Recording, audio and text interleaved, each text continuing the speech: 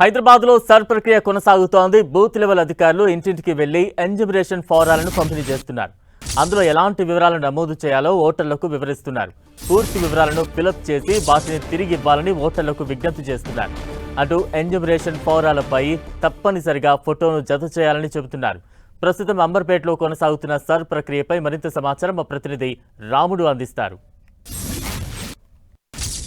మనం అంబర్పేట్ నియోజకవర్గంలో ఉండేటువంటి పోలింగ్ బూత్ నెంబర్ 4లో ఉన్నాం. నల్లకుంట ఏరియాలో ఇక్కడ వచ్చినటువంటి బిఎల్ఓలు అందరూ కూడా వాళ్ళకి అవసరమైనటువంటి ఫామ్స్ అన్నింటినీ అందజేయడంతో పాటు వాళ్ళకి తెలియజేస్తున్నారు. ఒక కరపత్రాన్ని ఇచ్చి వాళ్ళకు ఏ విధంగా ఫిలప్ చేయాలి, అదేవిధంగా ఎప్పుడు వీటిని రిటర్న్ చేయాలి అనేటువంటి అన్ని అంశాలను కూడా వాళ్ళకి తెలియజేస్తున్నటువంటి పరిస్థితిని మనం చూడొచ్చు. ప్రధానంగా ముఖ్యంగా మనం చూస్తే వాళ్ళ కుటుంబంలో ఉండేటువంటి వాళ్ళకందరికీ సంబంధించినటువంటి ఫామ్స్ అన్నీ కూడా వాళ్ళకి ఇవ్వడం జరిగింది. ఈ ఎన్యూమరేషన్ ఫామ్ను చూడొచ్చు.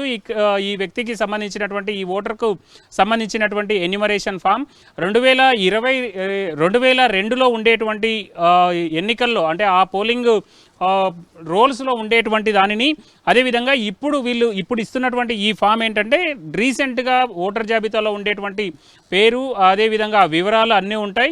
ఆ తర్వాత ఎస్ఐఆర్ ప్రక్రియకు సంబంధించి గతంలో 2002లో వాళ్ళ కుటుంబ సభ్యులకు ఎవరికి ఓటు ఉంది లేదంటే ఈ వ్యక్తికి ఓటు ఉన్నప్పటికీ ఉంటే అదే అంశాన్ని ఇందులో మెన్షన్ చేయాల్సి ఉంటుంది.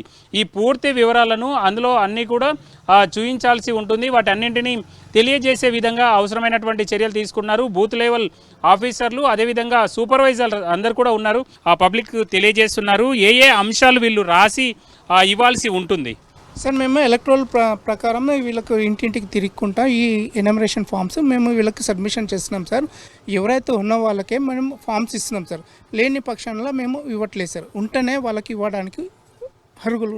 హైదరాబాద్ నగరంలో చాలా మంది ఇల్లు మారుతుంటారు కాబట్టి అలాంటివి ఆ పక్క ఇంటి వాళ్ళకి ఇవ్వకుండా ఎవరైతే ఉన్నారో వాళ్ళకే ఇస్తున్నారు. ఓనర్స్కి ఎవరైతే రెంటల్ ఉంటారో వాళ్ళకి ఎలక్ట్రల్లో ఉన్న పేర్ల ప్రకారం ఇస్తున్నాం సార్. ఏ అంశాలను మీరు వాళ్ళ దగ్గర నుంచి తీసుకునేటువంటి అవకాశం ఉంది సార్? ప్రధానంగా ఈ ఫామ్లో 2002 లాస్ట్ ఎస్ఐఆర్లో మన ఉన్న ఓటర్వి పాత డీటెయిల్స్ వాళ్ళ ఉన్నాయి ఎన్రోల్ చేసి ఉన్నారంటే ఈ లెఫ్ట్ సైడ్ ఉన్న బాక్స్లో ఫిలప్ చేయాలి.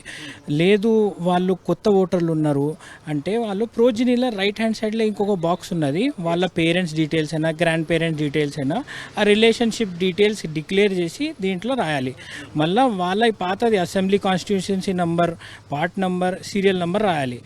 వాళ్ళకు వాళ్ళ తల్లిదండ్రులకు సంబంధించినటువంటి ఓల్డ్ వివరాలు తెలియదు అనుకోండి, మీరు ఆ పేపర్స్ కానీ మీ దగ్గర ఉండే ఓటర్ లిస్ట్ వివరాలు వాళ్ళకి ఏమైనా అందిస్తారా ఆ కుటుంబ సభ్యులకు సంబంధించి? అవును, మేము మా వైపు నుంచి మేము 2002లో ఉన్న డీటెయిల్స్ అన్ని వెతికి మేము వాళ్ళకు మా వైపు ఎంత అయితే అంతవరకు హెల్ప్ చేస్తాం. మేము తప్పనిసరిగా కొత్త ఫోటోని ఇవ్వాలని అడుగుతున్నారా? ఏంటి సార్ దానికి సంబంధించి? అది కొత్త ఫోటో, పాత ఫొటోస్ ఏమైపోయిందంటే అది 2002 కొన్ని ఫొటోస్ 2002లో ఎన్రోల్ చేసినాయి బ్లర్ ఫొటోస్ అయిపోయినాయి.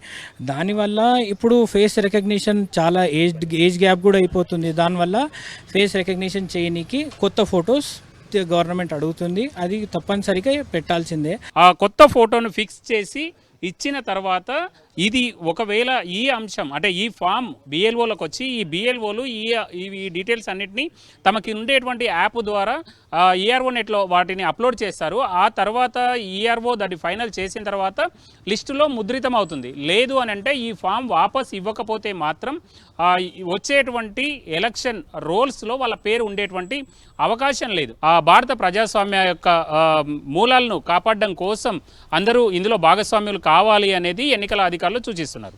కెమెరా పర్సన్ రాజుతో రాముడు, 10 టీవీ, హైదరాబాద్.